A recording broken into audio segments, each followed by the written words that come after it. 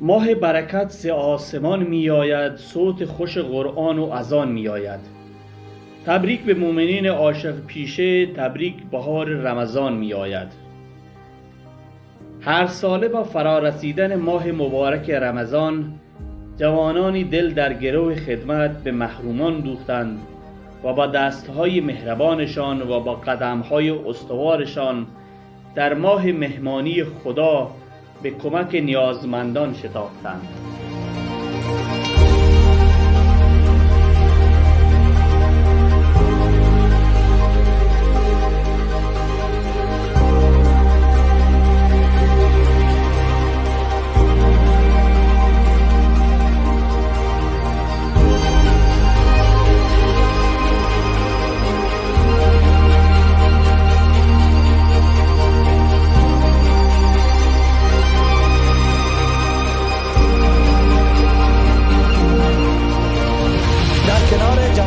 نیکاندیش شهر چابهار هستیم. خودشون بذار یه خورده توضیح بیشتری بدن.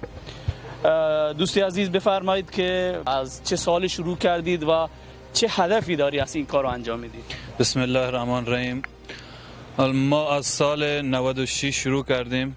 هر شب ماه مبارک رمضان پکای غذایی بسته بندی میکنیم واسه نیازمندان حاشیه‌های چابهار و خود چابهار پخش میکنه. امسال چه مقدار پیش بینی کردی که بین اون نیازمندان به حال توزیع کنید؟ حالا پارسال حدود 3000 بسته بودن، امسال نیت داریم ان شاءالله از 3000 بیشتر باشه. خب اینا رو خودتون تهیه میکنید یا از یه جایی براتون کمک میکنن که شما برید اینا رو توزیع کنید؟ کمک‌های مردمی هستن، مردم که به گروه مؤسسه ما اعتماد میکنن، پول میفرستن، کمک‌های نقدی و غیر نقدی، و ما هم بسته بندی میکنیم. الحمدلله با کمک جوانان خودجوش چابهار هر شب بررسی میکنیم اون اشخاصی که واقعا نیاز داشته باشن پخش میکنیم.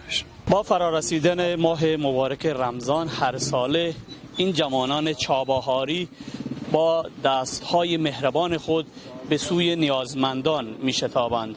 منصور کریم دادی، پایگاه اطلاع رسانی میارجل، شهر چابهار.